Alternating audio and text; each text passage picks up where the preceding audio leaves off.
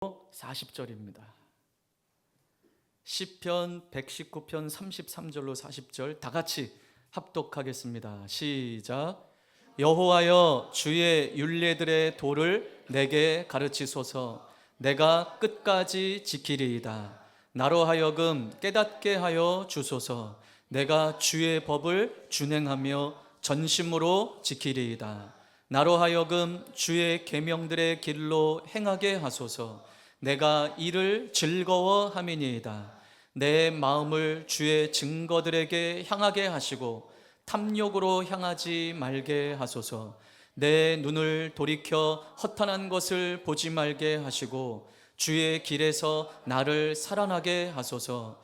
주를 경외하게 하는 주의 말씀을 주의 종에게 세우소서. 내가 두려워하는 비방을 내게서 떠나게 하소서. 주의 규례들은 선하심이니이다. 내가 주의 법도들을 사모하여 싸우니 주의 의로 나를 살아나게 하소서. 아멘.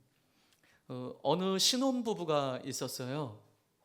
네, 요즘에는 그런 말을 잘 안 쓰는 것 같은데 예전에는 새빵이라는 말을 썼습니다. 새빵살이. 오늘 이야기는 아마 우리 부모님 세대의 이야기인 것 같아요. 결혼한 이 신혼부부가 그렇게 넉넉한 살림이 아니기에 새빵살이로 시작했습니다. 이 부부는요, 어디에 사는 것은 중요하지가 않았어요. 왜냐하면 서로 부부끼리 너무 사랑했기 때문에 그렇습니다. 이렇게 신혼생활 가운데 또 은혜로 아이가 생겼네요. 근데 이 아이가 자랄수록 너무 말썽꾸러기예요. 주인집 장독대도 깨고요, 주인집 유리창도 깨고, 몸둘 바를 모르겠어요. 불안했어요. 근데 어느 날 주인이 방을 빼라는 거예요. 그래서 너무 서글픈 마음에 조금만 봐달라고 하면서 허리띠를 동여매고 열심히 일해서 집을 한 채 마련했습니다. 근데 그렇게 좋은 집이 아니에요. 허름한 집, 화장실도 밖에 있는 집, 그런 집을 구했어요. 그래도 이들은 행복했어요. 내 집이 생겼다라고 하는 마음에. 그런데 어느 날 친구가 아파트를 샀다고 집들이를 한다고 이 가정을 초대한 거예요. 그래서 집들이를 갔는데 여러분, 화장실이 안에 있는 거예요. 우리 집 화장실은 어디에 있어요? 밖에 있는데, 이 친구네 집 화장실은 아파트 화장실이 안에 있는 거예요. 너무 부러웠어요. 그리고 한번 사용해 보니까 너무 편한 거예요. 그래서 또다시 집에 돌아와서 이 두 부부가 우리 다시 한번 허리띠를 동여매고 우리도 아파트로 이사 갑시다. 그래서 허리띠를 동여매고 열심히 일을 했어요. 그래서 어떻게 됐을까요? 아파트를 한 채, 또 작은 아파트를 하나 샀어요. 근데 여러분, 여기서 이야기가 끝이 아니에요. 친구가 또 집들이를 한다고 또 초대했어요. 근데 이 친구 집을 더 넓혀가서 화장실이 2개네요. 너무 좋아 보였어요. 너무 편해 보였어요. 다시 돌아와서 어떻게 깨요? 다시 우리 허리띠를 동여매고 우리 더 좋은 환경으로 이사 갑시다. 그래서 열심히 일해서 어떻게 됐을까요? 화장실 2개 딸린 아파트를 장만했어요. 그런데 그렇게 그 좋은 집을 장만하고 얼마 안 돼서 죽었어요. 여러분, 이 두 부부는 무엇을 위해서 산 걸까요?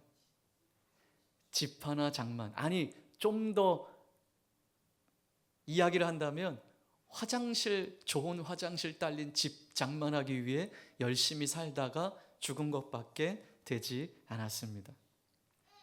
평생 화장실 바꾸다가 생을 마감한 이 이야기, 씁쓸한 이야기가 여러분, 저와 여러분의 이야기일 수 있습니다.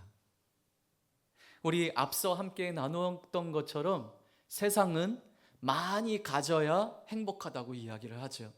세상은 많은 것, 좋은 것을 누려야 행복하다고 이야기를 합니다. 그러나 여러분, 성경은 어떻게 말씀하십니까? 행복의 조건이 어떤 소유에 있지 않다라고 말씀하는 거죠.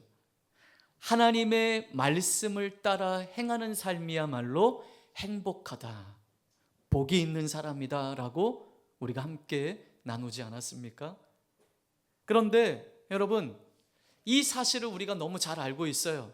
말씀대로 살아가는 삶이 행복하다라는 것을 잘 알고 있습니다. 그런데 어떻습니까?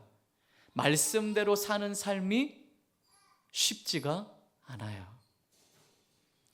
그렇게 우리가 결심하고 노력한다고 다 되는 게 아니더라고요. 그래서 여러분, 우리는 더 하나님께 나아가야 합니다. 그렇게 살 수 있도록 우리는 기도해야 합니다. 오늘 본문이 그렇습니다. 오늘 본문은요, 시인의 간구하는 내용으로 되어 있거든요. 하나님께 간구하는 내용으로 오늘 본문이 우리에게 들려주고 있어요. 자, 33절을 보면 어떻게 간구합니까? 주의 율례의 도를 내게 가르치소서. 34절은요, 나로 하여금 깨닫게 하여 주소서. 그리고 35절은 주의 계명들의 길로 행하게 하소서. 이것이 오늘 시인의 간구의 내용입니다. 말씀을 깨닫는 일은 우리가 지혜가 있다고 되는 게 아닙니다. 말씀을 깨닫는 일은 우리가 성경 공부를 열심히 한다고 되는 게 아닙니다. 말씀을 깨닫는 일은 하나님의 은혜와 긍휼로 가능한 일이에요. 하나님이 깨닫게 해주셔야 되는 거예요. 아, 나는 오늘부터 말씀을 연구해야지, 그러면서 막 성경 공부를 열심히 한다고 하나님의 뜻이 깨달아지는 것이 아닙니다. 신학자들이라고 해서 신앙이 깊은 게 아니에요. 신학자들도 예수 부인하는 자들이 많아요. 여러분, 말씀을 깨닫는 일은 하나님의 은혜로만 가능한 거예요. 그래서 오늘 시인은 하나님의 말씀을 가르쳐 달라고 간구하는 거예요. 하나님, 말씀을 가르쳐 주십시오. 하나님, 말씀을 깨닫게 해 주십시오. 이렇게 간구하고 있는 거예요. 하나님만이 말씀을 깨닫게 해 주실 수 있기 때문에. 우리는 삶에서 만나는 인생의 여러 문제를 진실하고 간절한 간구로 하나님께 아뢰고, 하나님으로부터 말씀을 통해 문제를 해결받는 일에 우리는 좀 더 익숙해져야만 합니다. 문제 앞에서 전전긍긍하고 이 문제를 어떻게 해결할 수 있을까 고민하는 것이 아니라 그 문제를 가지고 하나님께 나아가는 것입니다. 하나님께서 풀어주시도록 간구해야 하는 것입니다. 하나님, 이 상황에 대해서 말씀으로 가르쳐 주시옵소서. 하나님, 이 상황이 어떤 상황인지 말씀을 통해 깨닫게 해 주시옵소서. 말씀을 가르쳐 주시고 말씀을 깨닫게 해 주십시오라는 이 시인의 간구의 이유는 다른 것이 없어요. 왜 말씀을 가르쳐 달라고, 왜 말씀을 깨닫게 해달라고 간구하느냐? 다른 이유가 없어요. 자, 33절에 보면 내가 끝까지 지키리이다 라고 고백을 해요. 그리고 34절에는 내가 주의 법을 준행하며 전심으로 지키리이다 라고 고백을 해요. 여러분, 오늘 이 시인이 왜 말씀을 가르쳐 주십시오, 왜 말씀을 깨닫게 해 주십시오 라고 간구합니까? 이 말씀을 끝까지 지키기 위해서, 그리고 이 말씀을 전심으로 준행하기 위해서 이렇게 기도하는 거예요. 말씀대로 살기 원하기 때문에 이렇게 기도하는 거예요. 그래서 35절에 뭐라고 고백해요? 주의 계명들의 길로 행하게 하소서. 이렇게 간구합니다. 말씀대로 살기, 내게 들려주신 말씀대로 살기 위해서 오늘 시인은 하나님, 말씀을 가르쳐 주세요, 말씀을 깨닫게 해주세요, 기도하고 있는 것입니다. 시인은 하나님께 배운 이 말씀을 평생토록 지키며 살기를 원했던 거예요. 끝까지 말씀을 지키겠다고 고백하고 있는 것입니다. 가르쳐 주신 그 길을 내가 끝까지 따라가겠습니다 라고 하는 고백이에요. 여러분, 오늘 이 고백이 우리의 고백이 되기를 주님의 이름으로 축복합니다. 여기 끝까지라는 이 고백은 우리가 잘 아는 대로 어떤 일의 끝을 말하죠. 결말, 결과. 그런데 오늘 이 성경에 나와 있는 이 끝까지의 원문의 뜻은, 또 하나의 뜻은 보상이라는 의미가 담겨져 있어요. 보상. 즉 일의 결과로 주어지는 상을 의미합니다. 그래서 오늘 이 시인의 고백은요, 하나님의 말씀을 그대로 지키고 상급을 받으려 합니다 라고 하는 고백이에요. 내가 하나님 말씀을 잘 듣고 깨닫고 그 말씀을 끝까지 지켜서 내가 하나님 말씀의 보상을 받기를 원합니다 라는 고백인 거예요. 하나님의 자녀들에게 하나님 말씀 자체가 보상입니다. 그래서 시인은 하나님의 말씀이 주께서 그에게 주시는 보상이라며 평생 주신 말씀에 순종하며 살겠다고 다짐하고 있는 거예요. 그러면서 더 강조하며 내가 이 말씀을 지키겠다고 강조하고 있어요. 34절에 전심으로 지키리이다, 전심으로 순종하겠다라고 강조하고 있는 것입니다. 전심으로, 온 마음을 다해서 나는 하나님 말씀에 순종하며 살겠습니다 라고 강조하고 있어요. 그래서 그는 하나님 말씀에 대한 깨달음을 구하는 거예요. 말씀은 깨달을수록 더 확실하게 순종할 수 있기 때문에 그렇습니다. 말씀을 아는 만큼 하나님을 더 예배할 수 있기 때문에 그렇습니다. 그가 이렇게 하나님 말씀대로 살기를 소망하는 이유가 있어요. 자, 35절 함께 읽겠습니다. 시작.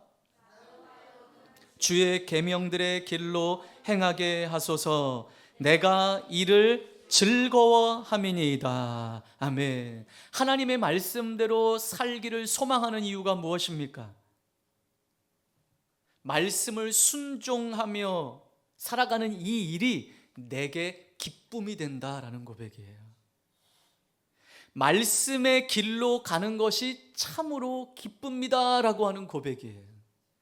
여러분, 여러분은 뭐가 기쁘십니까? 여러분의 삶의 기쁨의 이유가 무엇입니까? 하나님의 말씀을 듣고 깨닫고 순종하며 살아가는 것이 우리 삶의 기쁨이 되기를 주님의 이름으로 축복합니다. 오늘 시인의 기쁨은 다른 것이 없어요. 다른 것이 아니에요. 말씀의 길로 가는 것이 참으로 좋습니다 라고 하는 고백입니다. 하나님의 말씀을 내게 주신 말씀으로 받으면 하나님의 말씀을 따라 살아가는 삶이 복된 삶이다 라고 하는, 복되고 즐거운 일이다 라고 하는 것을 우리에게 말씀해 주고 있습니다.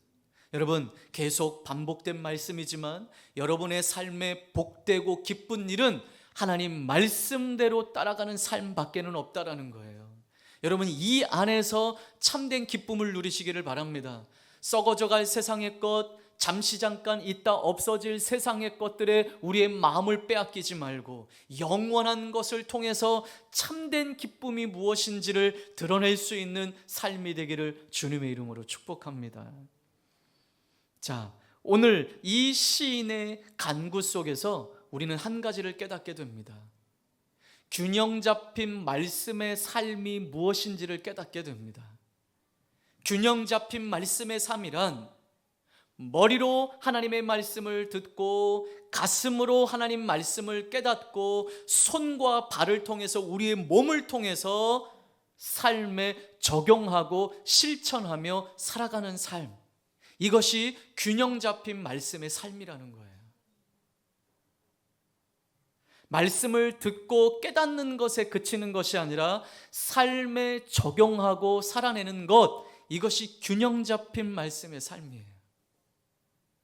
여러분, 우리는 이 균형 잡힌 말씀의 삶을 살아내고 계십니까? 들은 말씀, 깨달아진 이 말씀을 우리 삶에 적용하려고 부단히 몸부림치며 살아내고 계십니까? 시인은 또 하나를 고백하고 있어요. 자, 36절, 37절 읽겠습니다. 시작. 내 마음을 주의 증거들에게 향하게 하시고 탐욕으로 향하지 말게 하소서. 내 눈을 돌이켜 허탄한 것을 보지 말게 하시고 주의 길에서 나를 살아나게 하소서. 시인에게는요, 하나님 말씀을, 가르쳐 주신 하나님 말씀을 깨닫고 삶에서 적용하고 살아내고 싶었던 이 마음, 그래서 이 기쁨으로 살기를 원했는데 이러한 삶을 살지 못하도록 방해하는 것들이 있었다라는 거예요. 하나님 말씀이 이끄시는 대로 살아내지 못하도록 방해하는 것, 말씀으로부터 자신이 벗어나도록 하는 것이 있다라고 고백하고 있는 거예요. 그것이 뭐라고 고백합니까? 탐욕, 허탄한 것이라고 고백하고 있어요. 허탄한 것이라는 것은 헛된 것이라는 것이죠. 탐욕과 헛된 것이 하나님 말씀이 이끄시는 대로 살지 못하도록 방해하고 있다고 고백하고 있어요. 한마디로 육신의 정욕, 안목의 정욕, 이생의 자랑, 눈으로 보는 것, 이 땅의 모든 것들이 눈을 통해서 우리가 죄를 짓고 있어요. 다 자랑하는 것들은 다 이생의 자랑들이에요. 그러니 여기에 마음을 빼앗기면 저 집은 화장실이 2개네, 이렇게 되는 거예요. 나도 저런 집에 살고 싶다. 그런데 여러분, 처음에는 어디에 사는지 이건 중요하지 않고 사랑하는 우리 부부가 함께 사는 것만으로도 기쁘고 만족했던 이 새빵살이 했던 이 신혼부부가 결국 결말은 어땠습니까? 평생토록 이 땅의 것들을 얻기 위해서 살아갔던 이 삶.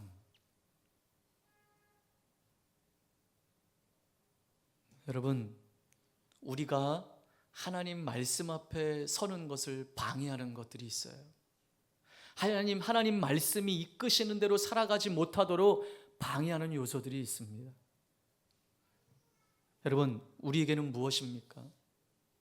자, 우리 지난주에 우리 씨 뿌리는 자의 비유의 말씀을 다 같이 묵상했어요. 길가, 돌밭, 가시떨기, 좋은 땅. 어떤 이들은 똑같이 하나님 말씀을 듣는 이 자리에서 그냥 그 말씀이 우리 안에 뿌리 내리기도 전에 사탄에게 빼앗겨 버리는 사람들이 있는 이 충격적인 현실 말씀을 같이 나누었어요. 교회 안에 있고 말씀을 듣는 이 자리에 있음에도 불구하고 말씀이 아예 머리야조차도 들어오지 못하게 하는, 우리의 마음이 강팍해서 말씀을 조롱하고 또 아예 들으려 하지도 않고 말씀을 빼앗겨버리는 안타까운 영혼들이 있어요.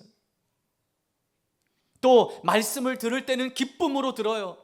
감정적으로 반응을 해요. 그렇다. 그런데 그 말씀으로 인한 환난을 통해서 그 말씀이 뿌리 내리지 못하는 자들도 있어요. 또 어떤 이들은 그 말씀을 듣고 기쁨으로 반응하기도 하고 믿음의 뿌리를 좀 내리기도 하는데 세상의 염려와 근심과 걱정과 재물의 염려로 인해서 그 말씀을 또 빼앗겨 버리는 자들이 있어요. 열매를 맺지 못하는 자들이 있어요. 그러나 좋은 땅은 그 말씀이 심기어짐으로 인해서 그 말씀을 깨닫고 말씀대로 살아내는 자들이 있다라는 것이죠. 여러분은 어떻습니까? 그래서 여러분, 우리는 믿음의 뿌리를 깊이 내려야 한다고 같이 말씀을 나누었어요. 말씀이 없으니까, 믿음이 없으니까 말씀을 들을 때는 그런 것 같고 깨닫는 것 같은데 이 교회 문 밖에만 나가면 여전히 현실 앞에 무너지고 하나님 신뢰하지 못하는 안타까운 현실들 우리 가운데 있다라는 거예요. 그러니 우리의 삶에 어떤 변화도 없고 어떤 역사도 일어나지 않는다라는 것이죠. 여러분, 말씀은 생명이라고 했습니다. 우리 지지난주 말씀은 나를 살린다고 했습니다. 무엇으로 살겠습니까? 말씀으로 일어나야 되겠습니다. 말씀이 삶이 되는 삶. 나에게 있어서 말씀과 대립하게 하는 탐욕과 헛된 것은 무엇입니까? 이번 한 주간 좀 묵상했으면 좋겠어요. 내가 말씀 앞으로 자꾸 나아가지 못하고 하나님 은혜 앞에 살아나지 못하게 자꾸 방해하는 것들은 무엇인가? 여러분, 그것을 이겨내야 합니다. 그 수준을 뛰어넘어야 합니다. 그래야 이길 수 있어요. 우리를 부단히 끊임없이 말씀대로 살아내지 못하게 하는 요소들이 있다는 거예요. 끊어내야 합니다. 그래서 시인은요, 마지막으로 자신이 두려워하는 악인들의 비방이 떠나가도록 기도하고 있습니다. 자, 39절 시작.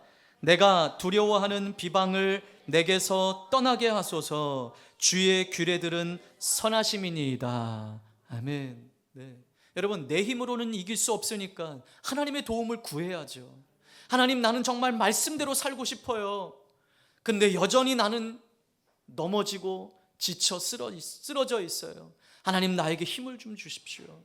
이길 수 있는 힘을 달라고 여러분 기도해야 되지 않습니까? 여러분, 오늘 아침에 매일 양식 올려드렸는데 여러분 오늘 꼭 가서 다시 한번 읽어보세요. 우리에게는 이 은혜가 필요한 거예요. 그것이, 이렇게 기도하는 이것이 하나님을 경외하는 자신과 같은 자들에게 약속하신 하나님의 말씀을 지키는 길이라고 고백하고 있습니다. 38절 시작. 주를 경외하게 하는 주의 말씀을 주의 종에게 세우소서. 네, 이렇게 고백하고 있어요. 그러면서 다시 한번 마지막에 이렇게 고백하며 마무리합니다. 40절 시작. 내가 주의 법도들을 사모하여 싸우니 주의 의로 나를 살아나게 하소서. 아멘. 하나님, 내가 얼마나 말씀을 사모하는지 보십시오. 주님의 의로운 길로 따라가는 내 삶을 지켜주시옵소서. 이렇게 간구하며 오늘 본문을 마무리하고 있습니다. 오늘 시인은 하나님께 말씀을 가르쳐달라고 간구하는 것뿐만 아니라 균형 잡힌 말씀의 삶을 살 수 있도록 하나님, 내게 가르쳐 주시고 깨닫게 해주신 이 말씀을 삶에서 실천할 수 있는 힘을 달라고 간구하고 있는 것입니다. 여러분, 오늘 이 간구가, 오늘 이 시인의 간구가 우리의 간구가 되어야 될 줄 믿습니다. 나는 말씀을 아는 것과 그 아는 말씀을 삶에 적용하며 살아가는 그 삶의 그 갭을 어떻게 줄여가고 계십니까? 말씀을 아는 것과 삶에 적용하며 살아가는 그 사이 간격을 여러분은 어떻게 줄여가고 계십니까? 사실 우리는 하나님의 뜻을 알고도 실천하지 않을 때가 많은 연약한 존재들이에요. 그러므로 우리는 말씀을 깨닫게 하시는 하나님께 이 주신 말씀대로 살아갈 수 있는 힘을 달라고 우리는 간구해야 하는 것입니다. 우리 오늘 이 본문의 시인처럼 우리도 이렇게 기도하는 한 주간 되기, 아니 이렇게 날마다 기도하며 살아가기를 원합니다. 하나님 말씀을 깨닫게 해 주십시오. 하나님의 말씀을 내게 가르쳐 주십시오. 하나님, 내가 하나님께서 주신 말씀을 헛된 것에 빼앗기지 않도록 주신 말씀대로 살아낼 수 있는 힘을 내게 주십시오. 이것이 저와 여러분의 간구가 되기를 주님의 이름으로 축복합니다. 우리 함께 같이 기도하겠습니다. 우리도 그렇게